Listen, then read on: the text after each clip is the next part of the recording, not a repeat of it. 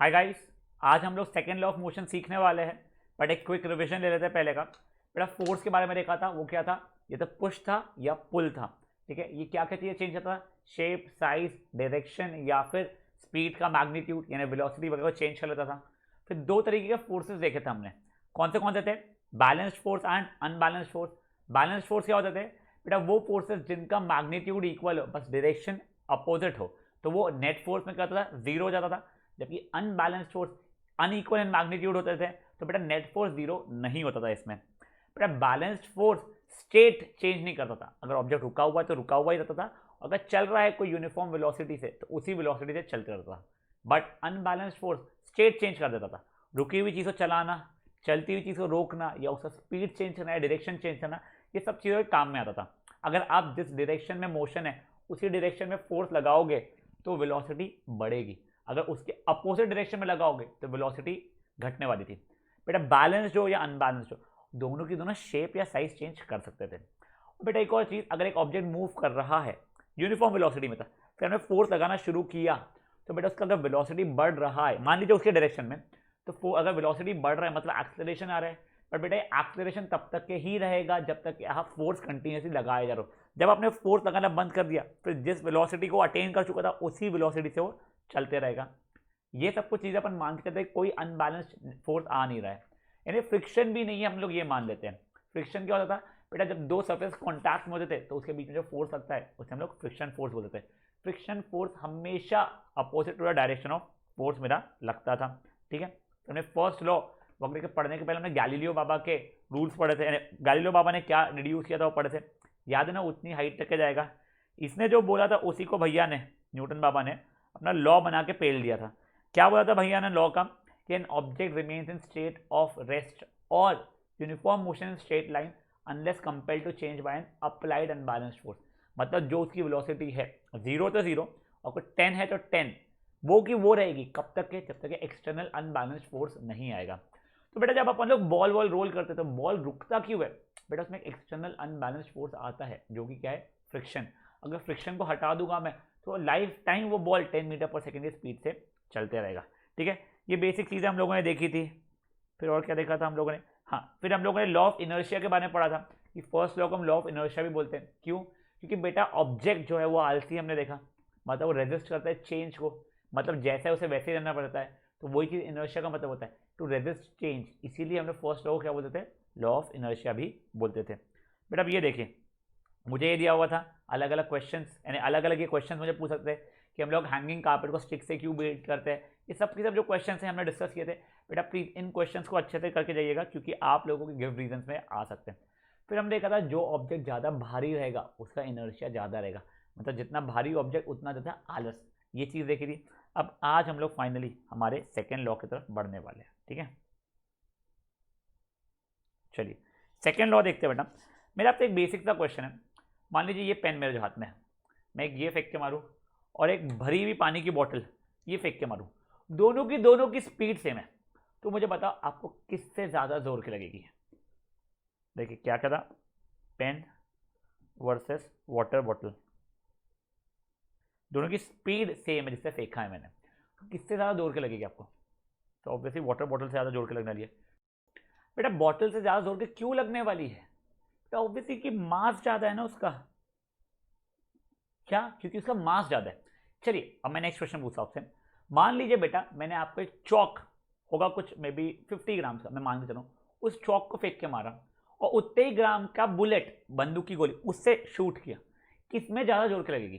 क्या बोला मैंने? चौक वर्सेस बुलेट। बेटा किसमें ज़्यादा जोर की लगेगी? सर बुलेट में तो मर भी सकते हैं, सर बुलेट से ज़्यादा जोर की लगेगी। सर क्यों? दोनों का मास तो सेम था। बेटा अब यहाँ पे क्या आ गई बात? यहाँ पे आ गई वेलोसिटी की बात। किसकी बात आ गई बेटा? यहाँ पे आ गई वेलोसिटी की बात। बेटा क्योंकि उसकी वेलोसिटी ज़्यादा है ना, इसीलिए उससे ज़्यादा जोर की लग सकती है। तो बेसिकली देखो, मैं स्ट्रेंथ अगर डिटरमाइन करने की कोशिश कर रहा हूँ तो एक बार मैं मास की बात कर रहा हूँ, एक बार वेलोसिटी की बात कर रहा हूँ, मतलब ये दो चीज़ें मेरे को स्ट्रेंथ डिटरमाइन करके बताने वाले हैं। तो बेटा वही चीज़ हम लोग आज पढ़ने वाले, क्या? मोमेंटम के बारे में। तो देखिए बेटा, ये इसका जो कॉम्बिनेशन रहता है वो मोमेंटम हो जाता है। तो बेसिकली मोमेंटम का डेफिनेशन क्या होता है? It is product of mass and velocity. मतलब क्या हो गया, मोमेंटम को पी से डिनोट करते हैं, वो क्या है, मास इनटू वेलोसिटी बेटा, ठीक है। मोमेंटम हमें किस चीज में हेल्प कर देता है बेटा, वो स्ट्रेंथ डिटरमाइन करने में हेल्प करता है, बट किसकी, एक मूविंग ऑब्जेक्ट की, helps in determining strength of moving object. बेटा ऑब्जेक्ट मूविंग होना जरूरी है, क्यों, अगर मान लो वेलोसिटी ही मेरा जीरो है तो p is equal to M into zero, तो ये तो जीरो ही रहने वाला है, तो इसके लिए हमारा वेलोसिटी क्या रहना चाहिए, नॉन जीरो, इसलिए हम लोग मूविंग ऑब्जेक्ट की बात करते हैं।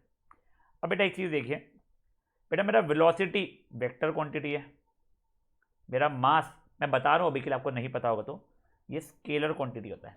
बेटा एक स्केलर और वेक्टर को मल्टीप्लाई करूंगा ना मैं, तो ये जो आता है वो मेरा वेक्टर क्वांटिटी बन जाता है। तो आप लोग प्लीज ये चीज ध्यान रखिएगा कि मेरा मोमेंटम क्या है बेटा, मोमेंटम इज वेक्टर क्वांटिटी। तो अगर वेक्टर क्वांटिटी है मतलब डायरेक्शन होना चाहिए, परफेक्ट। बेटा सर डायरेक्शन क्या रहेगा, जो वेलोसिटी का डायरेक्शन है वही रहेगा, same direction as direction of velocity. ये चीज़ का प्लीज ध्यान रखिएगा। क्या है हमारा इसका मोमेंटम का कहते हैं डायरेक्शन, बेटा सेम एज वेलोसिटी का, वेलोसिटी इधर थी तो मेरा मोमेंटम भी इधर रहेगा, अगर वेलोसिटी इधर थी तो मोमेंटम भी इधर रहेगा। ये समझिए आप लोगों को। चलो हम लोगों को स्केलर वेक्टर समझ में आ गया। अब बेटा इसका एसआई यूनिट की बात करते हैं, इसकी बात करते हैं एसआई यूनिट को। मोमेंटम क्या है, मास इनटू वेलोसिटी है। बेटा मास का एसआई यूनिट क्या होता है, मास का बता देता हूं मैं, होता है केजी। वेलोसिटी का आप लोग जानते हो कितना होता है, मीटर पर सेकेंड। तो मोमेंटम का कितना हो जाएगा, मोमेंटम का हो जाएगा केजी मीटर पर सेकेंड। कितना हो जाएगा चलो, हो जाएगा KG metre per second. Fair यहां तक के हमें एसआई यूनिट भी मिल चुका है। अब देखिए बेटा हम लोग एक चीज अब भी सीखे थे, तो एक अनबैलेंस्ड फोर्स क्या करता था, वेलोसिटी को चेंज करता था, मतलब unbalanced force brings change in velocity. अगर वो अनबैलेंस्ड फोर्स वेलोसिटी में चेंज ला रहा है, मतलब ये मेरा चेंज हो रहा है, तो मेरा मोमेंटम भी तो चेंज हो गई। मतलब अनबैलेंस्ड फोर्स क्या करेगा, unbalanced force will also bring change in momentum, P यानी कि मोमेंटम में भी वो चेंज लाएगा। समझा वो क्या हुआ है बेटा, एक अनबैलेंस्ड फोर्स वेलोसिटी में जैसा चेंज लाता था, क्योंकि वेलोसिटी में चेंज आ रहा है तो हो सकता है वो, नहीं अगर हो रहा है, हो सकता नहीं तो पक्का से वो मोमेंटम में भी चेंज लाएगा। अब ऑब्वियसली अगर आपका वेलोसिटी यानी मोशन इधर था, आप इधर फोर्स लगाते थे तो वेलोसिटी कम होती थी, तो मोमेंटम भी कम होगा। बट अगर आप सेम डायरेक्शन में फोर्स लगाओगे तो जैसे वेलोसिटी बढ़ती थी वैसे ही मोमेंटम भी मेरा बढ़ना शुरू हो जाएगा, ठीक है। अब देखिए बेटा सिर्फ मोमेंटम में कितना चेंज ला रहे हैं उससे फर्क नहीं पड़ता है, आप किस रेट पे चेंज ला रहे हो उससे भी फर्क पड़ता है, कि आपने 0 से लेके 100 केजी मीटर पर सेकेंड कितने देर में लाया है, 2 सेकंड में लाया, 5 सेकंड में लाया, इस चीज में भी डिफरेंस आपको क्रिएट करके देगी चीजें। बेटा सेकेंड लॉ इसी के ऊपर बेस्ड है। देखिए आपको सेकेंड लॉ का स्टेटमेंट ढंग से पता होना चाहिए, न्यूटन सेकेंड लॉ मैं लिख देता हूं आपके लिए पहले, फिर अपन लोग इंग्लिश को पूरा मैथमेटिक्स में कन्वर्ट करके, तो डेरिवेशन है, फ्रीक्वेंटली आस्क्ड है तो थोड़ा ध्यान से देखना, और सिंपल है तो डिफिकल्ट नहीं है, और उससे फिर फोर्स का हमें फॉर्मूला मिल जाएगा। चलिए देखते हैं क्या है बेटा। सेकेंड लॉ स्टेट करता है that rate of change of momentum is directly proportional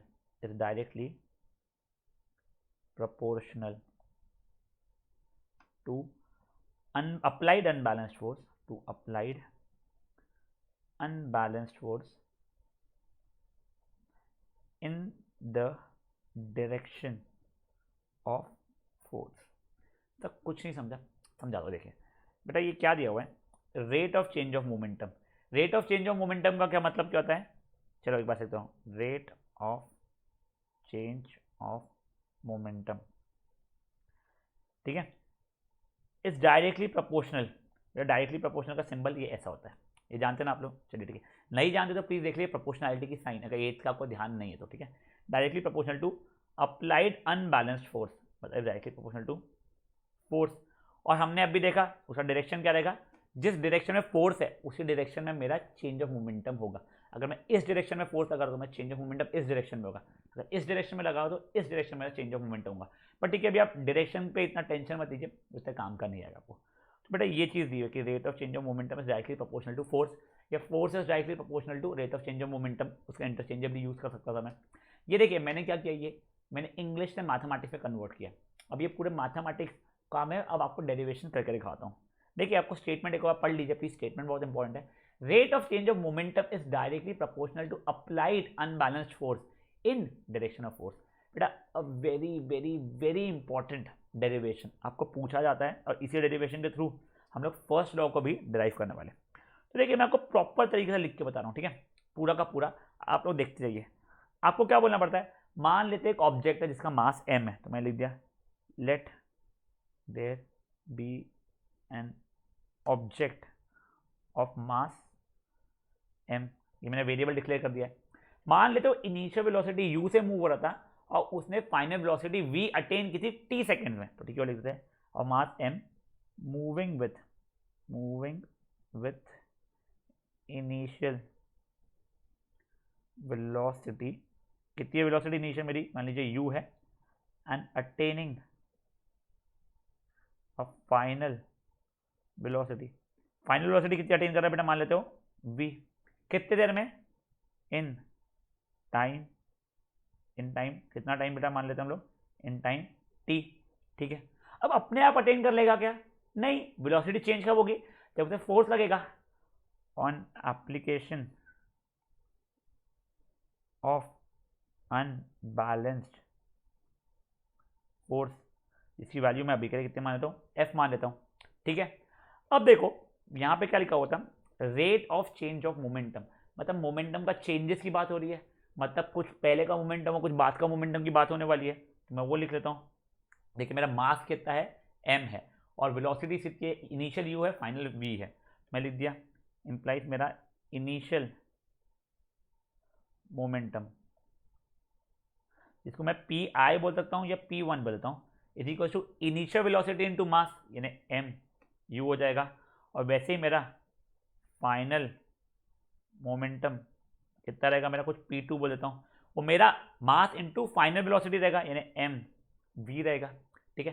देखिए मेरा मतलब इनिशियल मोमेंटम कितना m, यानी मास तब का और तब की वेलोसिटी ने, इनिशियल वेलोसिटी ने m u, और मेरा फाइनल मोमेंटम कितना रहेगा, तब का मास इनटू तब की वेलोसिटी, मास चेंज हो इसलिए वो m ही है, बट वेलोसिटी चेंज होगी और कितनी बन गई v, तो m v हो गया। तो अब देखिए मेरा चेंज ऑफ मोमेंटम, मेरा मोमेंटम में चेंजेस जो आया है वो कितना जाएगा, final momentum minus initial momentum हो जाएगा बेटा। फाइनल मोमेंटम मतलब p2, इनिशियल मोमेंटम मतलब p1, p2 की वैल्यू कितनी थी mv, और इनिशियल की mu, आप चाहो तो m कॉमन भी निकाल सकते हो, m ब्रैकेट में v माइनस u। बेटा ये चीज़ किसके बराबर हो गई, चेंज इन मोमेंटम के बराबर हो गई। बट मेरा चेंज इन मोमेंटम प्रोपोर्शनल था या rate of change of momentum, rate था, रेट का मतलब कहता है डिवाइडेड बाय टाइम, तो वही चीज़ मैं यहाँ पे लिख देता हूँ एक बार, तो rate of change of momentum क्या होता है मेरा, change of momentum upon time होता है बेटा। अब मुझे चेंज ऑफ मोमेंटम तो मेरा पता है कितना है, m v माइनस यू, और टाइम कितना है अपॉन t। अब देखिए आप लोगों ने v minus U upon T का वैल्यू सुना है, कितना है याद है आपको, एक्सेलरेशन के बराबर है, तो मैंने लिख दिया but v minus U upon T is equal to acceleration. तो इम्प्लाइज देखिए rate of change of momentum मेरा m इंटू ए हो गया है, यहाँ तक है ठीक है। अब देखिए मुझे लगा कि rate of change of momentum was directly proportional to force, जिसको मैं थोड़ा उल्टा लिख देता हूँ यहाँ पे, बाय सेकेंड लॉ मुझे क्या पता है कि फोर्स प्रोपोर्शनल है rate of change of momentum से। देखिए मैं बताने वाला हूँ, एक बार अच्छे देख लीजिए फिर पूरा एक्सप्लेन करूँगा। फोर्स हो गया F, प्रोपोर्शनलिटी साइन यहाँ पे आ गई, change rate of change of momentum की वैल्यू कितनी आ गई मेरी, एम ए आ गई, proportional to m into A हो गया बच्चा मेरा ये ठीक है। अब आपको एक चीज़ समझाता हूँ मैं, बेटा जब भी आप प्रोपोर्शनैलिटी की साइन हटाते हो, मैंने कहा प्रोपोर्शनैलिटी की साइन को हटाते हो और इसे इक्वल टू बनाते हो, तो आपको एक कांस्टेंट टर्म लाना पड़ता है। तो कांस्टेंट टर्म क्या रहता है बेटा, वेरी कर सकता है, किसी में कुछ किसी में कुछ। तो देखिए मैंने प्रोपोर्शनलिटी साइन को हटाया और इक्वल टू साइन लाया, तो मैंने एक कांस्टेंट टर्म लाया, मान लीजिए कांस्टेंट टर्म के, तो ये के एम ए हो जाएगा। देखिए इक्वल टू के प्रोपोर्शनैलिटी के कारण आया है, ठीक है, वेयर के इज कांस्टेंट ऑफ प्रोपोर्शनैलिटी, मतलब क्योंकि प्रोपोर्शनल साइन हटा इसलिए जो कांस्टेंट लाया हूं उसे क्या बोलते हैं, कांस्टेंट ऑफ प्रोपोर्शनैलिटी। ये ठीक है, देखिए अपना f इज इक्वल टू के में आ गया। यहां तक एक बार मैं वापस बताता हूँ आपको, फिर अपन लोग वापस से देखेंगे क्या चल रहा था मेरी लाइफ में।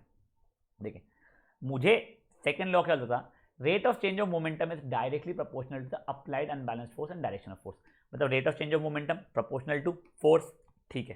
तो यानी rate of change of momentum की जरूरत है मुझे, प्रोपोर्शनलिटी साइन तो मुझे दी हुई है कि प्रोपोर्शनलिटी साइन ये होती है, फोर्स की वैल्यू मुझे पता है क्या होती है, एफ होती है, ठीक है। तो मुझे basically rate of change of momentum क्या है वो लाना पड़ेगा। तो rate of change of momentum होता है change of momentum upon time, तो सर अपॉन टाइम का टाइम भी पता है, बट अब चेंज ऑफ मोमेंटम की वैल्यू लानी है। तो मैंने एक सीन बनाया, मैंने बोला एक बॉडी मान लो मास m था, इनिशियल वेलोसिटी u से थी, उसने फाइनल वेलोसिटी v अटेन की in time t second, q attain की क्योंकि उस पर एक अनबैलेंस फोर्स f लग रहा था। ये पूरी कहानी लिखी, ये हुआ। तो मेरी इनिशियल मोमेंटम क्या होगा, जो मास था इंटू इनिशियल वेलोसिटी थी, मतलब mu हो गया। फाइनल मोमेंटम क्या था, जो मास था और फाइनल वेलोसिटी से मल्टीप्लाई हो गई तो mv हो गया। तो चेंज इन मोमेंटम क्या होगा, final momentum minus initial momentum, जो कि क्या हो जाएगा मेरा mv minus mu। Sir m common निकाल दो, v माइनस यू हो गया। अब रेट का मतलब क्या था, डिवाइड बाय टाइम कर दो, तो इसी को डिवाइड बाय टाइम तो m v minus U upon T हो गया। और मुझे पता था v minus U upon T की वैल्यू कितनी है, a है। तो क्या हो गया मेरा, sir rate of change of momentum की वैल्यू हो गई m a। यहाँ तक ठीक था। फिर मैंने ऊपर स्टेटमेंट जो दिया था लॉ, वहाँ से लाया कि force is proportional to rate of change of momentum, मतलब f proportionality sign m a। अब मैंने आपको एक नई चीज़ बताया कि अगर प्रोपोर्शनलिटी साइन हटाना चाहते हो और इक्वल टू लाना चाहते हो तो आपको एक कांस्टेंट लाना पड़ेगा। तो हमने कांस्टेंट कौन सा लाया, ये के लाया। अब ये कांस्टेंट की वैल्यू कुछ भी हो सकती है, मुझे पता नहीं है, अब वो ही निकालेंगे। अब बेटा देखो न्यूटन बाबा ने स्मार्टली क्या किया, बेटा अपना एसआई यूनिट ऐसा चूज किया कि के की वैल्यू बन गई 1। तो देखिए the SI unit of force was so chosen that k became equal to 1। देखिए हो सकता है स्टेटमेंट आपको अच्छे से ना समझाओ, बट इस स्टेटमेंट में बहुत स्ट्रेस मत दीजिए, मैं समझाने की कोशिश जरूर कर रहा हूँ, बट आप इस स्टेटमेंट में बहुत ज़्यादा अपने दिमाग को ना टेंशन या स्ट्रेस मत दीजिए। आप ये इतना सब रट लोगे तो भी चल जाएगा, बट अगर समझ जाएगा तो इससे बढ़िया बात है। अब देखिए क्या था बेटा, देखिए अपन ने ऐसा यूनिट कैसा चूज किया था such that 1 unit of force was equal to the amount of force to the amount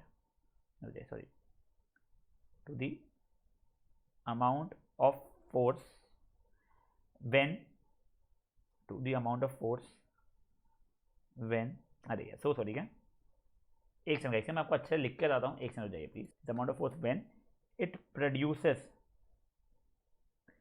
acceleration of 1 meter per second square in a body of mass 1 kg।